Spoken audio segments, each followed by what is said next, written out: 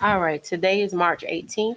It is now 5:43 p.m. We will go ahead and start our normal work session meeting. I would like to go ahead and call to order this meeting, starting with a roll call, starting from the left. Councilman Honore, Mayor Reynolds. Councilwoman Yolanda Shepherd. Mayor Pro Tem Amelia Emmett. All right, and we have Councilwoman Diane Howard via phone. Thank you for joining, Ms. Howard. Thank you, ma'am. All right, can you hear us? Yes, I can. Okay, awesome. All right, at this time, we would have a moment of silence. Everyone, please silence your phones if you can. Just for a moment of silence.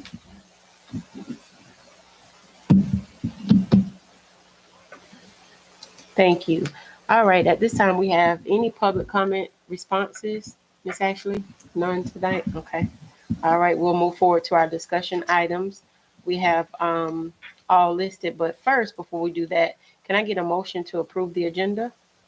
I'd like to make a motion to approve tonight's work session, March 18, 2024. All right, is there a second? Second. All in favor? Aye. Any opposed? Ayes have it. Thank you so much. All right, so the first item we have up tonight will be Magnolia Street, the rezoning, the second read. This will be done by our city clerk, Ms. Ashley Waters.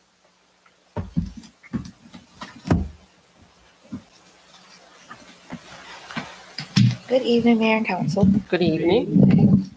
This will be the second read for the rezoning of 6853 and 6859 Magnolia Street. You guys have already voted to approve. We are just following procedural guidelines. This will be the second read, and then the mayor and I will sign it into law. So, a substitute ordinance by the mayor and city council of the city of Lithonia, Georgia, to rezone property located at 6853 and 6859 Magnolia Street from R60 Single Family Residential District to RM85 Multifamily Residential District, to provide severability, to provide a penalty, to provide for repeal of conflicting ordinances, to provide for an adoption and an effective date, and to provide for other lawful purposes. Thank you, guys. All right, thank you so much. All right, anything, discussion, questions for her at this time regarding the second reading? All right, thank you so much. We'll move forward to our zoning administrator, Mr. Bill Johnston. Thank you for coming. All right, good evening. So it seems there's a lot of confusion about ADUs and tiny homes, right? Not really. Now I know. Well, the ADU ordinance was adopted in part to give residents an opportunity to have some income from their property by renting out the ADU. And it's also to increase density. You know, we always hear from commercial interests that, oh, we need rooftops. We don't have enough rooftops. That's why we can't get this or that or the other thing. So that was a way of doubling the density by allowing residents to put that ADU in the backyard. So speaking of the backyard, ADU, it could be a second dwelling unit. So, and it's a subset of the principal dwelling, which would be the home on the property. So the ADU can only be one unit in the rear yard on property that already has a principal dwelling on it. And there's a limit of square footage. There's a minimum for an ADU and there's a maximum for an ADU. And the maximum floor area on the ADU is larger than the tiny homes. Tiny homes generally are shifting to tiny homes. They're generally 400 square feet. As drafted, we wanted to allow a little more flexibility, and it's proposed to be 600 square feet. So tiny homes are intended for a subdivision development, be a minimum of 8 dwelling units. And all of this is just draft, it's just proposed for your consideration. So to be a tiny home community like the ones we talked about with College Park and then cottages in Clarkston, it would be a minimum of 8 units and a maximum of 24. If someone wanted to expand, there's a provision for that. There are certain criteria that would allow council to approve an expansion of a tiny homes community. I want to hear what questions you might have. Hopefully I can answer about tiny homes. You know, the distinction on ADUs, one per lot, has to have a principal dwelling, and it's a way of increasing density and a way of getting revenue to the homeowner. Realtor friends of mine tell me that you can't go to the bank for a mortgage and project the income from that ADU. But if you have a lease and a tenant, then you might be able to get financing. The point is, you can buy a larger home, or you can get a lower payment by having an ADU on the deed. So, tiny home community. Okay. All right, any questions?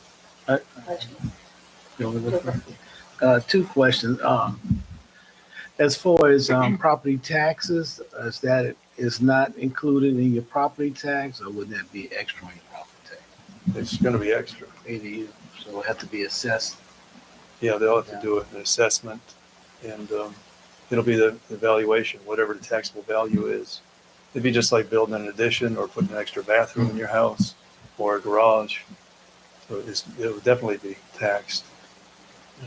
I got one more question. Well, for the current, I guess the setbacks and everything will become different than what it is. I don't know how much it is now, but as far as, getting close to the back property line or side, do we have to change that also? And some of the main points would be setback. It's intended that these buildings face, as you probably saw in the cottages at Clarkston, they all face an inner sort of a green space. So the setback is only 5 feet off of the sidewalk that surrounds the village green, because it's meant for pedestrian access. Like, you got to park your car just right there at the beginning of the property. There's no, as proposed, and some people aren't going to like this, but as proposed, there'll be no garages on the tiny home site, and it's too small. And if you're only dealing with 400 square feet of dwelling, and then you have a car garage, which 2-car garage is 400 square feet minimum, it'd be out of scale. And this is how the College Park development looks. The parking lots are on the perimeter of the property, so you dump the car off right away, and supposedly when you're walking to your dwelling, you're going to have a conversation with your neighbor. I don't know if that works or not. It doesn't seem to work in apartment developments, but that's one of the selling points that people that are pushing tiny home communities.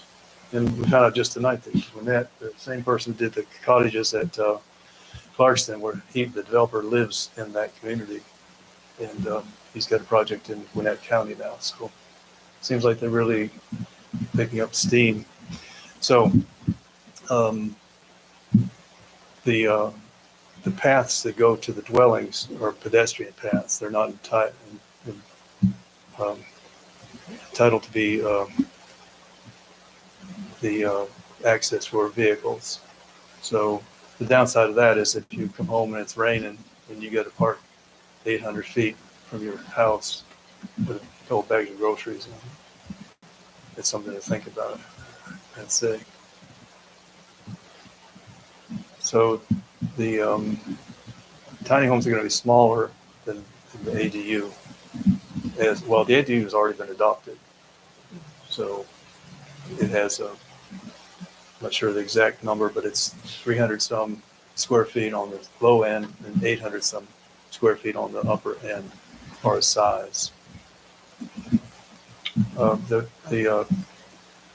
tiny home development would have a mandatory condominium association. So you'd have to join, you'd have to pay dues. What do those dues pay for? The street maintenance, the open space maintenance. We're proposing that there be community garages, so there'd be an expense there. It'd have to be taken over by the homeowners association. You started to have a question. That's good. Go ahead. Have you had the opportunity to look at the tiny homes in downtown Decatur? Commerce and Church Street. No, I haven't. So they sit right next to a community that may be like 400 plus thousand. And they're right up under the bridge. You know, the bridges sit Yeah. right there to the right. So I actually rode up into the neighborhood the other day. They have zero parking. So I'm saying to myself, zero parking, even in my neighborhood, there you can't really park on the street because the school's on. Mhm. So we create a tiny, somebody comes in and creates a tiny home. Do we, Councilman Mayor, could we adopt or add into an ordinance if we create one that developer needs to create parking as Mhm. well? Like even if it be a structure that be mandatory, because I'm saying to myself, even if it's 8 houses, where are these people going to park? Mhm.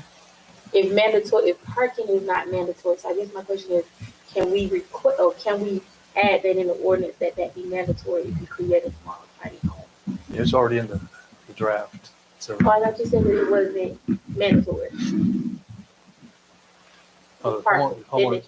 no, the parking is mandatory. Okay. It's just going to be at the perimeter, as you might have seen on the College Park. It's real obvious on the College Park where the cars are and where they're not. Yeah. And everything interior to that is walking. Yeah, So- they have a parking lot though, so. Yeah, they have a parking lot. The requirement will be 1.5 spaces per unit. And then garages, we didn't want to have people renting a garage that didn't even live there. So you have to be resident on the property and you can rent one of the garages and you pay a monthly lease payment to the homeowners association. So yeah, there'll be parking. Yeah.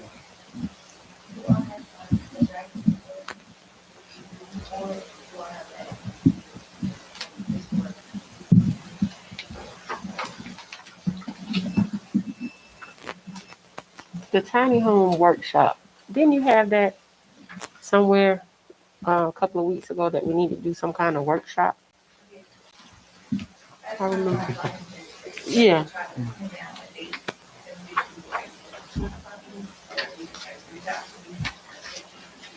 Okay.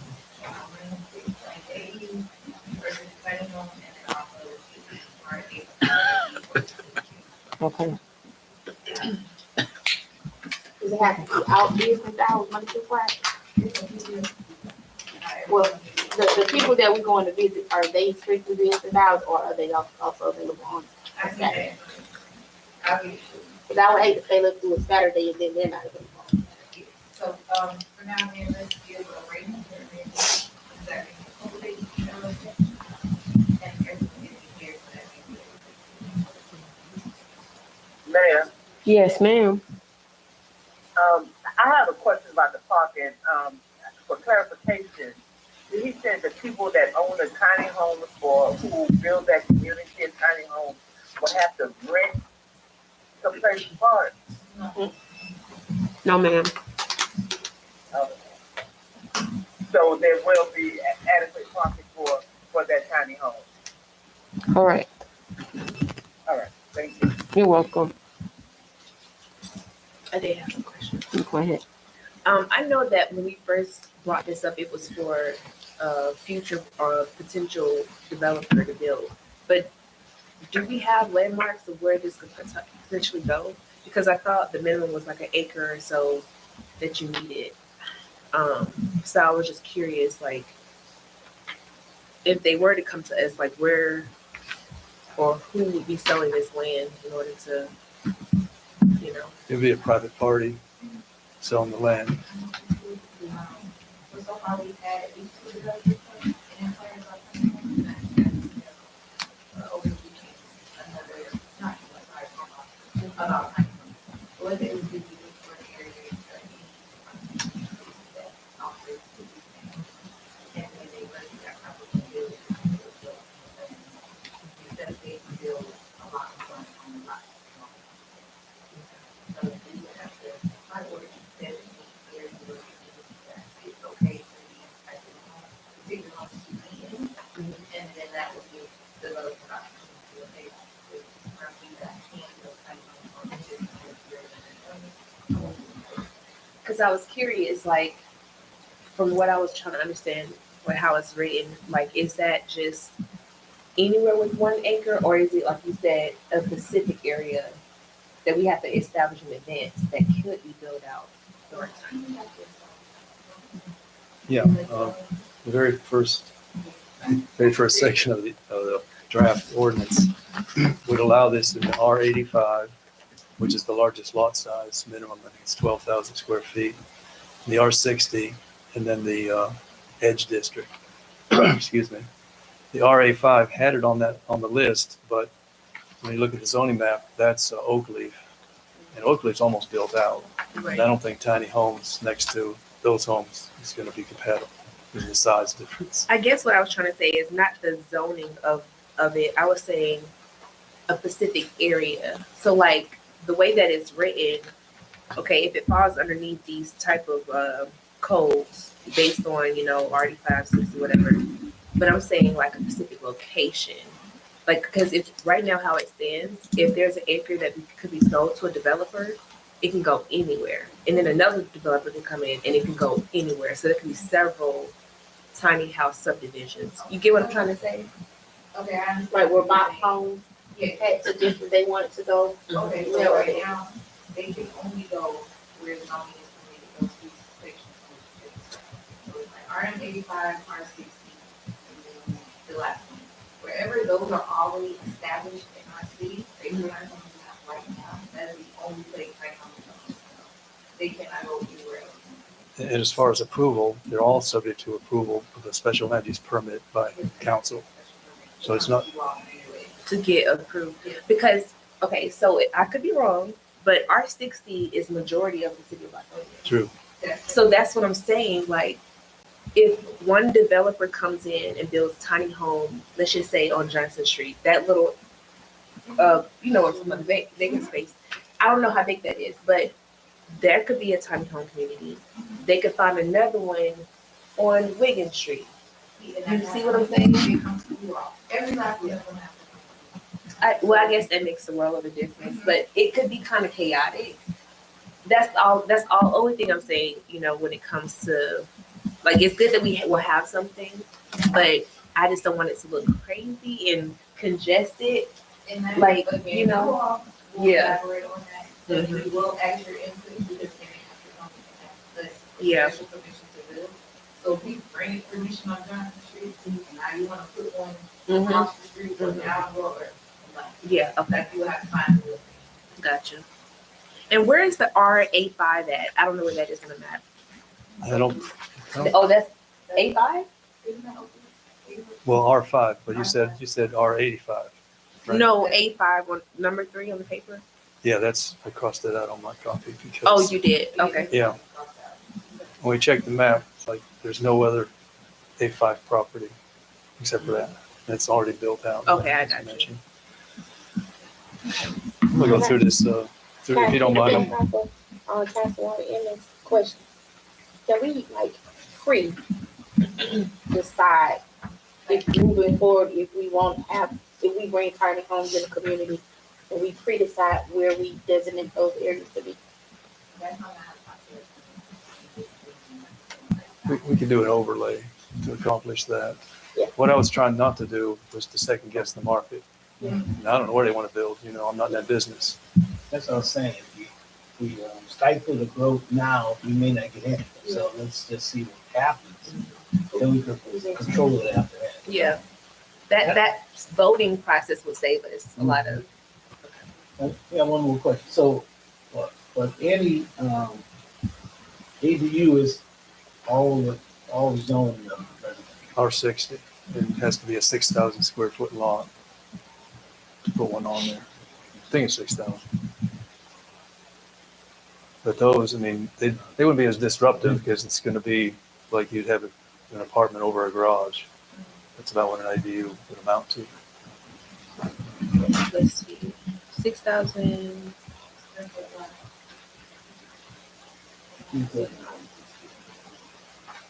Right. Okay, one acre is 42,560. I have to memorize those numbers, y'all. 660 times 60. Yeah. It's 10 square chains, old surveying days. So yeah, it's 43,560. But you can get that 660 times 66, I guess it is. Yeah. That's so an acre. 6,000 square foot, if that is the minimum lot size for ADU, to build an ADU, then that means it's 0.13 acres, if I'm saying doing that right. So most of us have that's less than, I don't know what visual do you have for that, but that's most properties. So you can have one. I'm gonna have to review I'm guessing the ADU ordinance is online, right? So I'll have to look back at it, but I'm curious, when we talk about square footage, because I don't know how that part works. Like, let's just say it's 800 square feet. That's not counting vertical square footage. That's mostly like horizontal base, right? So you can go up as high as you want with additional rooms, but the base of it has to be 800 square feet. Do you know? Square footage doesn't count in the unheated space or garage space as the ADU was adopted. So that means that they count square footage for anything above the main floor? Like if you have if you have one bedroom on the bottom and you put two on top, Yeah. all that has to equal 800. Yeah, the maximum, I think it's 856. So I guess the base of the main floor is what's really counted for square footage, is what it sounds like. Well, in the heated floor area. So For the ADU, now, I don't know why they do it, but most people put a loft. There's a gentleman building a 190 square foot tiny home in Pine Lake. He's got a loft, and for whatever reason, the two ordinances I looked at from Georgia Southern Regional Commission, they don't count the loft space. They just count the ground floor. I was curious how that worked because no one ever told me how you know how appraisers go out and appraise, but I never knew if you know how our office is built. We're on the main floor, but there's a floor above us. So is that considered the same square footage? No, it'd be all heated floor area. So this building would be whatever it is on the ground floor times 2. Oh, times 2. That's how that works. So with saying that, and like I said, I have to go back and look at the language, but can we revise if need be for the ADU? Because it sounds like a lot of people are interested in, in the future building ADUs because a lot of people are getting older and they're going to be that might be something that in the future we could look at if we're also looking at tiny homes, just something I'm putting out there. Yeah, there may be some amendments that need to happen to the ADU ordinance because it's been two or 3 years since it was adopted. So we can look at them in tandem because they are very related and it can be a little confusing as to the distinction. One question I'm curious about myself. The style in Lithonia is more like the style in Clarkston. It's a cottage, it's a craftsman bungalow. And some cities, Hapeville among them, City of Atlanta, they allow more modern designs. And I don't know what the Historical Society would think about. I'm gonna tell you, she's still lost from the last time Dunn was up here. She even stated herself she wasn't sure about a lot of things. Because I was asking her, even though we're considered historically historic or whatever, a lot of the homes are not registered with the National Historic Preservation Community. So it doesn't exactly mean that all houses have to abide by that. But she stated anything over 50 years is just automatically considered historic. So if these are newer homes, I doubt that it will fall under that. I mean, that's just my perception, but I would love the answer to that question, but I don't know if anyone truly knows. What you would like to see the city look like in the next 5 to 6 years. You don't mind, you all don't mind, I don't look to the company that you could allow for that. If you prefer maybe before the house down, then you can say, hey, if you want to do it. So I think that's more important to me. And let's be honest with you. For sure, I'll make that. Yeah, I think if we don't allow more modern styles, we're going to reduce the interest. Because College Park, every one of those is really modern. Mhm. I don't want to be thinking about it anymore. They're marked. Well, I rode by. here's the weird thing. Some months ago and they had just broke ground, so I haven't seen them. Here's the weird thing. They're both modern look. It feels like they all have kind of the same floor plan, but the outer layer of them, some of them look modern and some of them look cottage. Mm. So, but both fit in the neighborhood because you got modern and you have cottage in that same vicinity. So, yeah. That's all three. Right across the street before you get to the. If the street is this big, on a hill, It's really small. it's tiny. It's a So you're building. riding there. Have a hard time turning around. It's that little. Okay. All right, so all hearts clear on the tiny home workshop, all clear? All right. Now, what about, the date?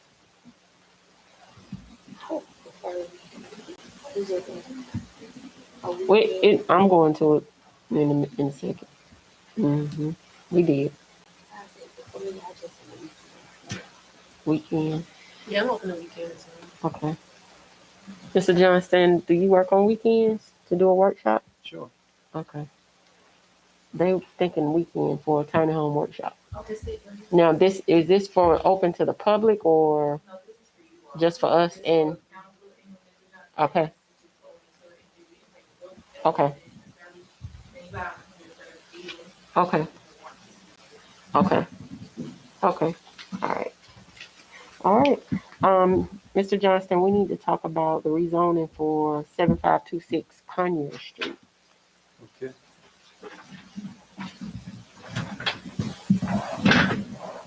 Where is 7526 Conyers Street?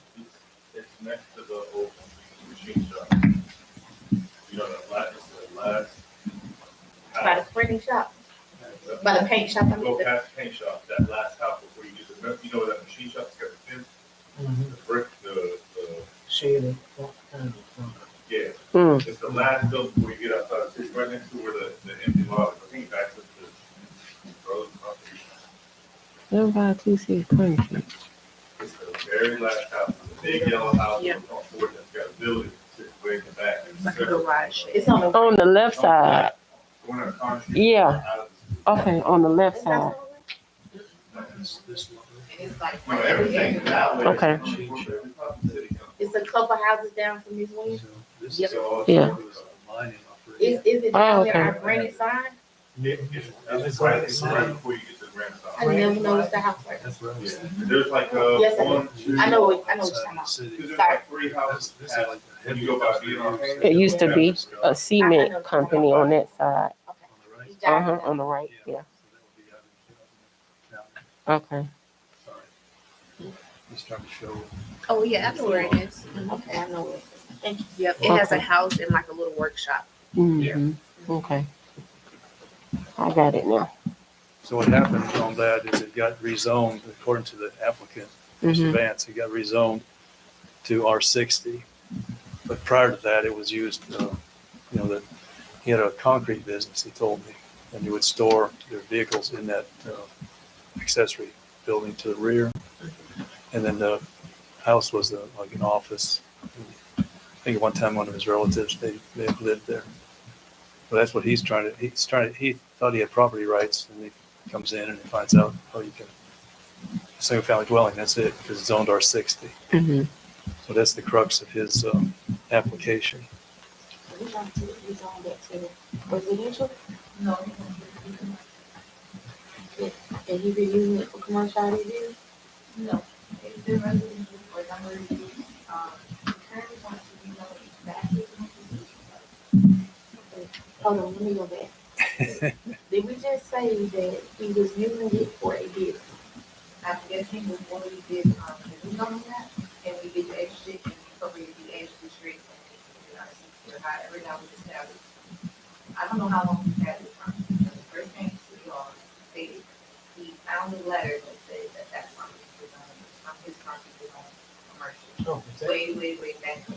So was he paying for a business license at that time. He wasn't even there.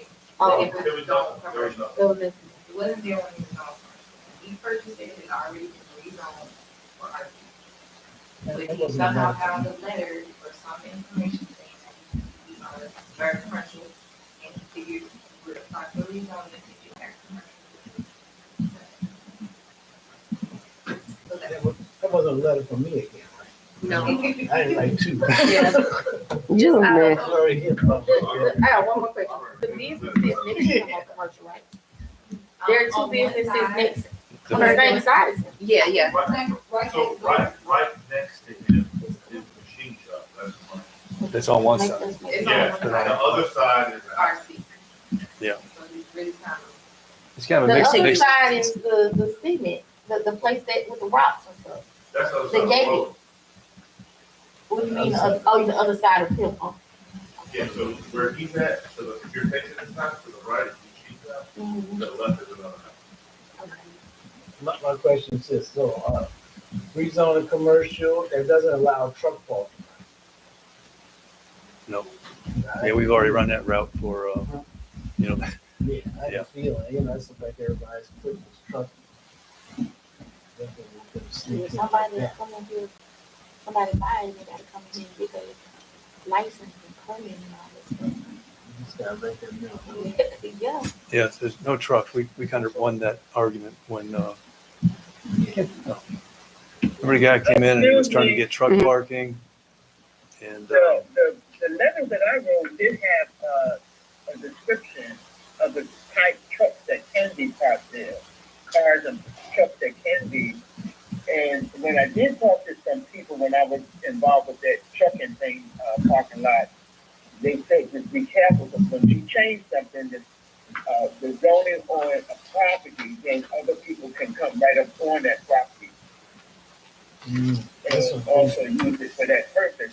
So I'm looking at this map. There's yellow, and the yellow, I guess, then you have the gold. But there are a couple, two pieces of property right in between. The other one is residential. So it seems like everything around it, other than that one side where that trucking went, is residential.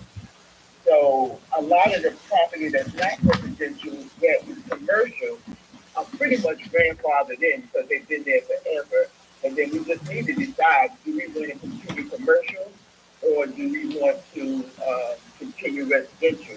Oh, we have a mixed use, because I think my property is mixed use. But when you have, just like right there by this van, you have trucks. You have a whole company back there.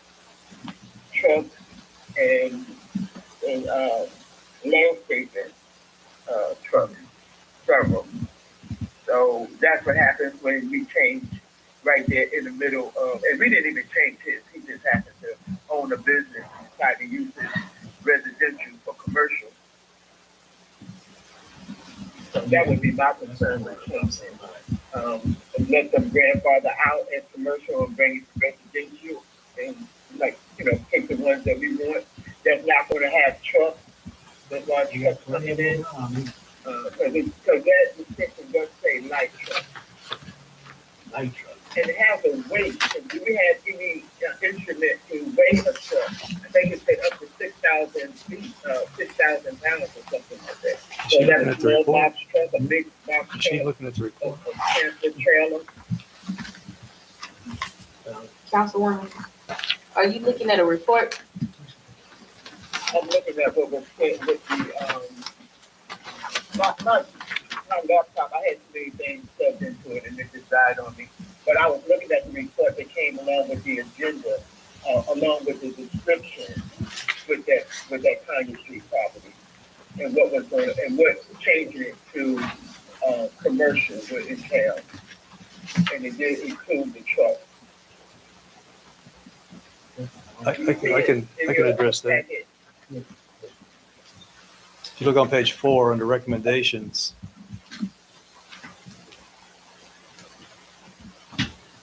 the proposed conditions in case council would like to approve the rezoning application.